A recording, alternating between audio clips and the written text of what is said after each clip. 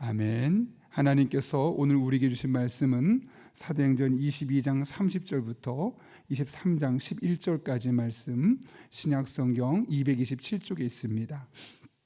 사도행전 22장 30절부터 23장 11절까지 말씀입니다. 하나님의 말씀을 한 목소리로 함께 봉독하겠습니다. 이튿날 천부장은 유대인들이 무슨 일로 그를 고발하는지 진상을 알고자 하여 그 결박을 풀고 명하여 제사장들과 온 공회를 모으고 바울을 데리고 내려가서 그들 앞에 세우니라.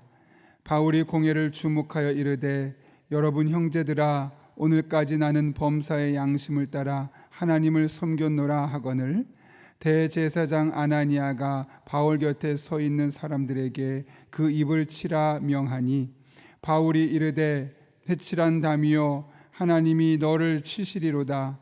내가 나를 율법대로 심판한다고 앉아서 율법을 어기고 나를 치라 하느냐 하니, 곁에 선 사람들이 말하되, 하나님의 대제사장을 내가 욕하느냐.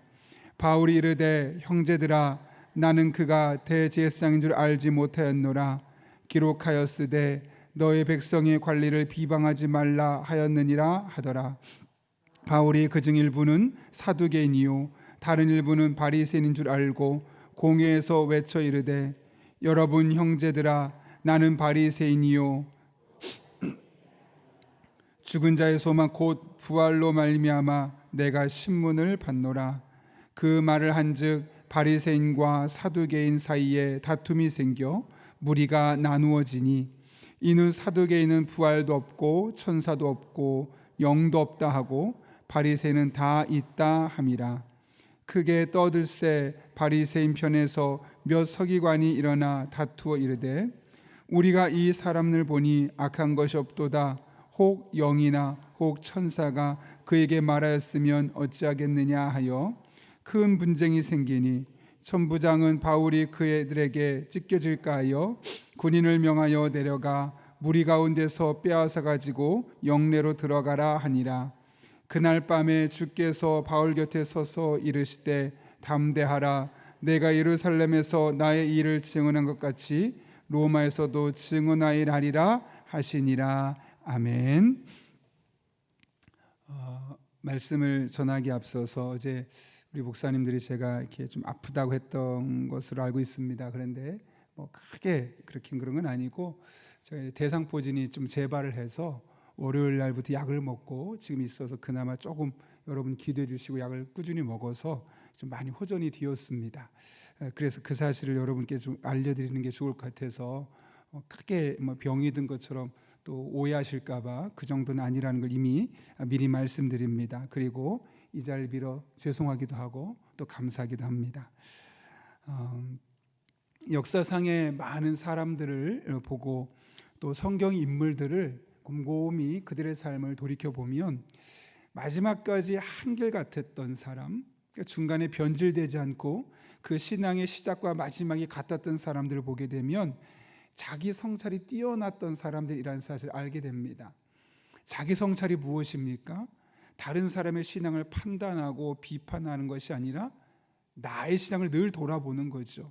다른 사람의 잘하는 모습을 보면서 나는 어떤가, 나의 어떤 면이 나는 저렇게 하지 못하게 만드는가를 돌아보고, 또 한편으로는 상대방이 연약함을 보면서 저거밖에 안 돼, 왜 저래? 라고 말하기보다는 저 사람에게 저런 모습이 있는데 그럼 나에게는 어떤가? 혹시 나도 그렇진 않은가? 늘 자신을 돌아보는 사람들이 일컬어 자기 성찰 능력이 뛰어난 사람이라고 할 수 있습니다. 그런 의미에서 개인의 능력이 얼마나 출중하냐 보다 중요한 것은 늘 자신의 신앙을 돌아보고 늘 새롭게 결단하고 하나님 앞에 새로운 모습으로 세워지는 것이 훨씬 더 중요하죠. 왜냐하면 그런 사람들이 잠깐의 실수는 있을지언정 변질되지 않고 끝까지 하나님만 바라보고 하나님만 의지하기 때문에 그렇습니다. 실제로 여러분 우리 역사를 보십시오. 유명하다는 사람들, 똑똑하다고 했던 사람들, 능력이 있다고 말했던 사람들, 큰 교회를 목회했다고 하는 사람들을 말로를 보게 되면 정말 많은 사람들이 그 뒤에가 훨씬 더 좋지 않은 것을 보게 됩니다. 그들의 능력이 달라서가 아니라 그들이 자신을 성찰하는 모습에 부족함이 있었기 때문에, 그들의 현재 신앙이 어떻게 지금 잘못되어 가고 있는지 알지 못했기 때문에 돌이킬 시간을 알지 못했고 결국은 그렇게 나락으로 갈 수밖에 없었던 것이죠.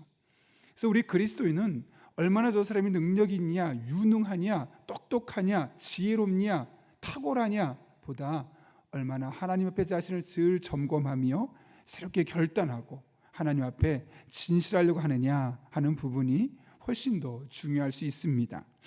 오늘 본문의 바울의 모습을 통해서 이 같은 사실을 확인할 수 있는데요, 바울이 백부장에게 나는 로마 시민입니다 라고 밝히자 천부장에게 그 결정을 맡기게 됩니다.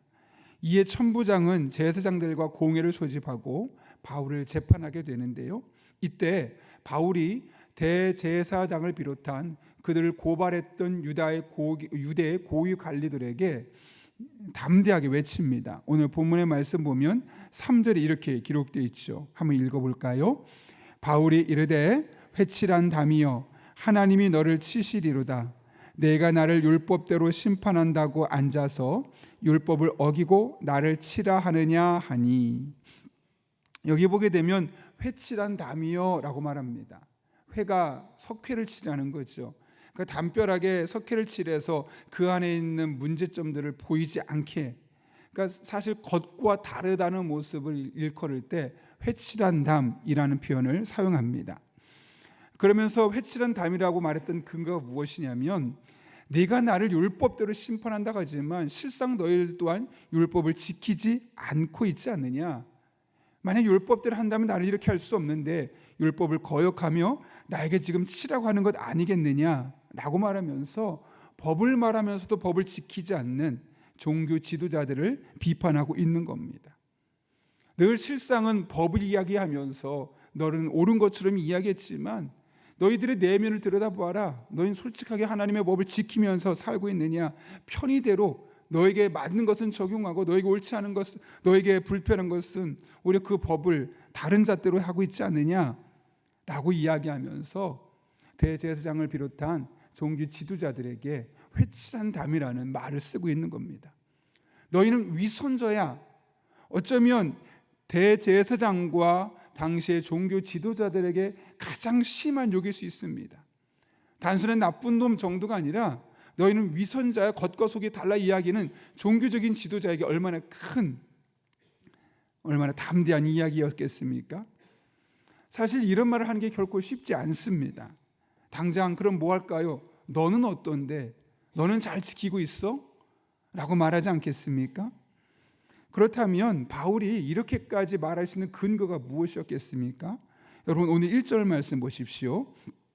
같이 한번 읽겠습니다. 시작. 바울이 공회를 주목하여 이르되 여러분 형제들아 오늘까지 나는 범사의 양심을 따라 하나님을 섬겼노라 하거늘. 아멘. 이게 무슨 말일까요? 나는 모든 일에 있어서 내 양심에 거리낌 없이 하나님을 섬겨왔다라고 이야기하고 있는 겁니다. 양심을 따랐다는 것은 매 순간순간 내 양심적으로 생각해 봤을 때 거리낌이 없었다는 거죠.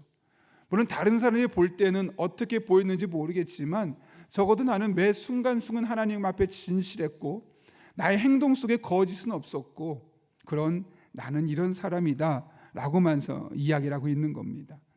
특별히 그는 양심을 따라 하나님을 섬겼다라고 말합니다. 하나님을 섬겼다. 이게 무슨 말일까요, 여러분? 하나님을 섬기는 일, 즉 신앙 문제에 대해서는 전혀 거리낌 없이 진실하게 열정적으로 하나님을 지금까지 섬겨왔다는 사실을 그가 말씀하고 있는 겁니다.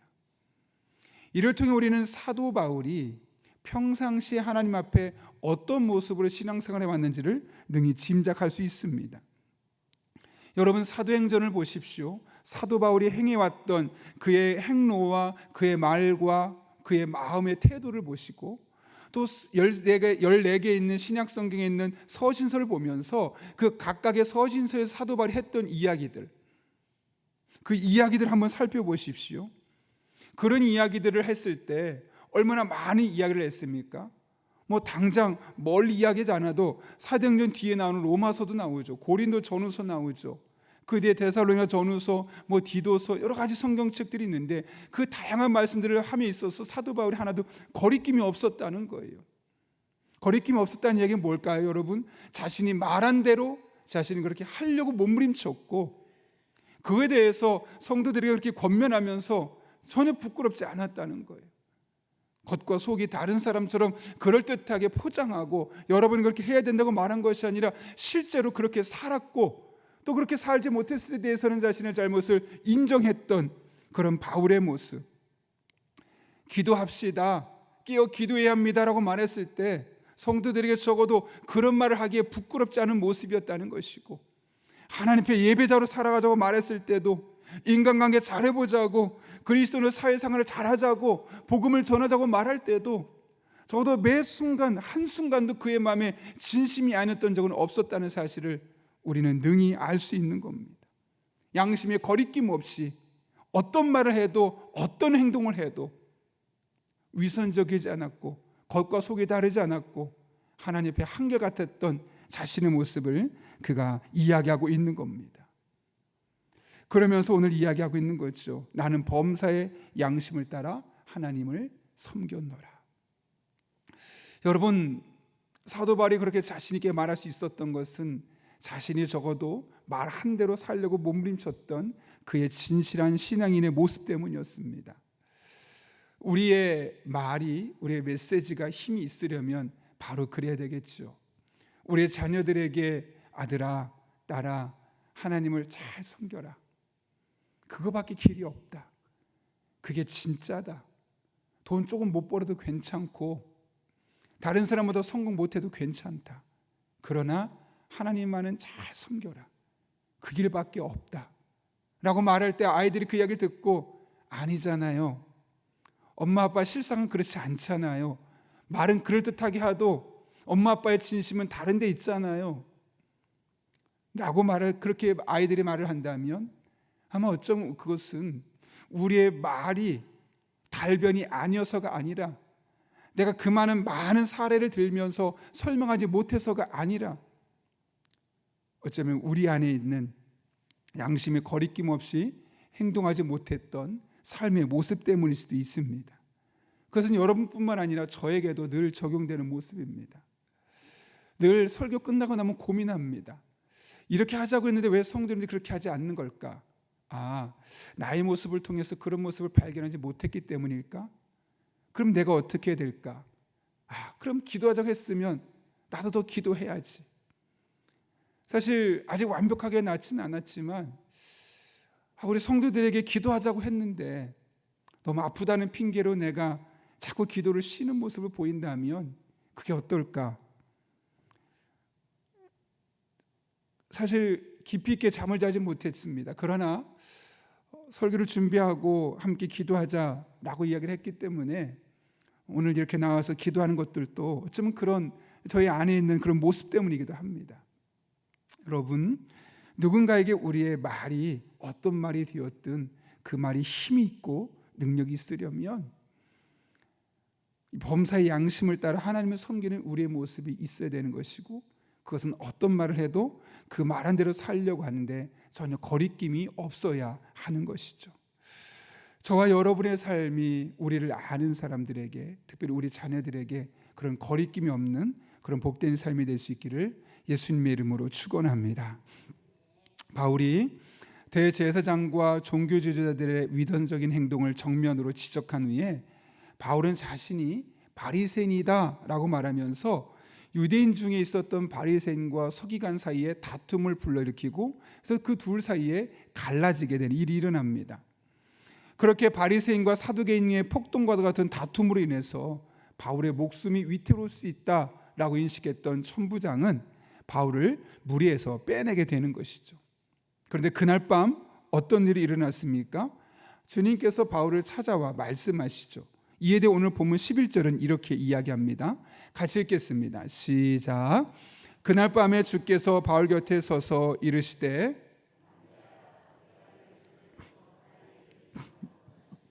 로마에서도 증언하여 하리라 하시니라. 아멘.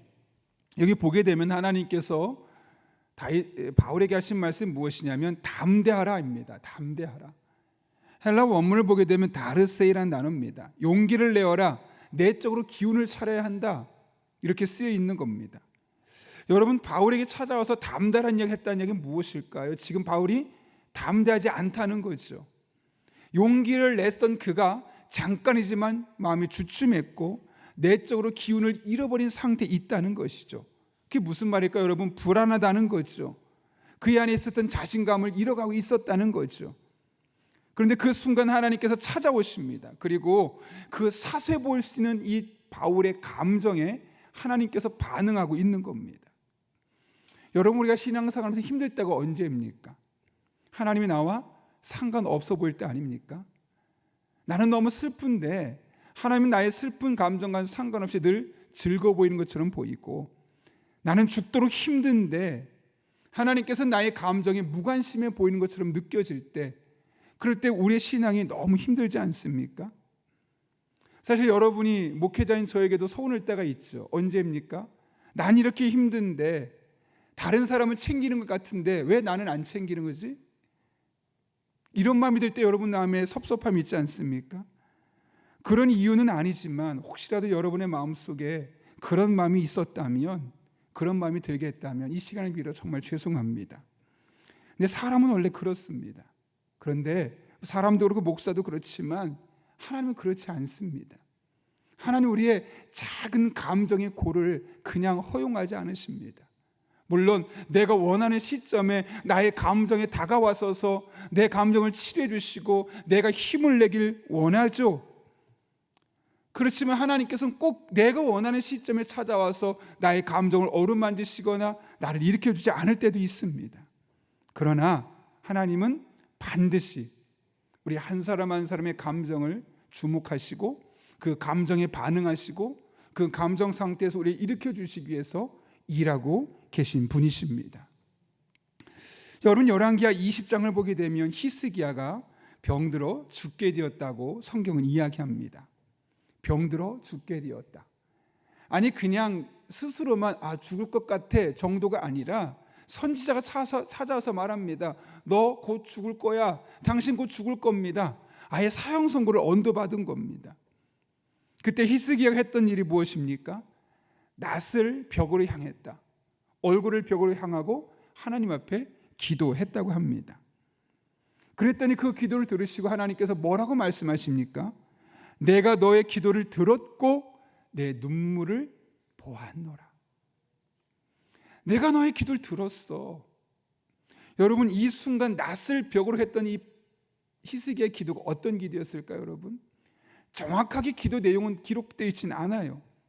그러나 적어도 그의 간절한 기도를 하나님 들으셨다는 것이고, 기도하는 가운데 그가 눈물을 흘리면서 하나님께 기도했다는 사실 우리는 분명히 알 수 있는 거예요. 하나님 뭐라고 말씀하십니까? 내가 너의 기도를 들었어. 그냥 기도 소리를 들으시는 거라가 아닌 넘어서서 나는 너의 눈물까지 보고 있었어. 네가 왜 슬퍼하고 있고 얼마나 슬퍼하고 있는지 내가 너를 그 눈물까지 보고 있어 라고 말씀하시는 거죠. 단순히 그의 기도만을 응답하시는 것이 아니라 그 순간 이 히스기야의 마음까지도 하나님께서 어루만져 주시는 거 아닙니까? 눈물을 흘릴 수밖에 없을 만큼 힘들었던 그의 마음, 어쩌면 이것은 단순한 그의 병을 고치는 것을 넘어서서 그의 마음의 병까지 고치시는 장면이었습니다. 3일 만에 네가 일어설 것이다. 그리고 너의 날에 15년을 더해 줄 것이다. 히스기야가 그렇게 3일 만에 멀쩡하게 일어섰고 죽을 병에서, 그리고 15년을 더 살았다는 사실을 우린 열왕기하 20장 이하의 말씀을 통해 확인할 수 있는 것이죠. 신약에서도 마찬가지입니다. 요한복음 11장에 보게 되면 나사로가 죽습니다. 그 나사로의 죽음에 대해서 많은 사람이 웁니다. 많은 사람이 울고 그의 누이도 울었을 때 예수님의 마음 상태를 뭐라고 말씀하시냐면 심령이 비통히 여기시고 불쌍히 여기사. 그 나사로의 죽음을 보고 슬퍼하고 있는 주변 사람들과 가족들을 보며 예수님 마음속에 인생은 다 그런 거야. 어쩔 수 없이 다 죽게 되어 있어. 꼭 원하는 시점이 아니라 어떤 사람은 빨리 죽고 어떤 사람은 늦게 죽을 수도 있는 거야. 너무 그러지 마 한 것이 아니라 그 심령이 비통해지고 여기셨고 그렇게 우는 이들을 불쌍히 여기셨다는 거예요. 그리고 35절을 보면 그들의 모습 보면서 눈물을 흘리셨다 그래요. 그리고 나사로야 나오라 말씀하시면서 죽었던 나사로를 살리시면서 나사로 자체를 살리셨지만 사실은 나사로 때문에 슬펐던 이들, 울었던 이들의 그 마음과 눈물을 씻어주시고 치료하셨던 주님을 볼 수 있는 겁니다. 여러분, 우리가 믿는 하나님이 이런 분입니다. 우리가 외로울 때, 슬플 때, 좌절되었을 때 아무도 나를 알아주는 것처럼 보이지 않고 다 외면하는 것처럼 보일 때, 심지어 목회자도 내 마음을 몰라주는 것처럼 보일 때 하나님은 여러분의 마음을 아세요. 여러분의 감정을 허투루 두지 않으세요. 꼭 만지시고 꼭 찾아와 주시고 꼭 회복시켜 주셔서 다시 하나님 앞에서 살아갈 은혜를 공급하여 주십니다. 그런 은혜가 오늘 하루도 저와 여러분의 삶을 통해 경험될 수 있기를 예수님의 이름으로 축원합니다. 함께 기도하겠습니다. 거룩하신 아버지 하나님, 사도 바울을 늘 자신의 신앙을 돌아보며 매사에 범사에 양심의 거리낌 없이 하나님을 섬겼던 모습을 돌아보며 오늘 우리네 모습을 돌아봅니다. 바울이 용기를 잃고 내적으로 기운을 잃어갈 때 담대하라 말씀하시고 찾아오시며 그의 사소해 보일 수 있는 감정에도 반응하시고 회복시켜 주시는 하나님이 우리 하나님이심에 진심으로 감사를 드립니다.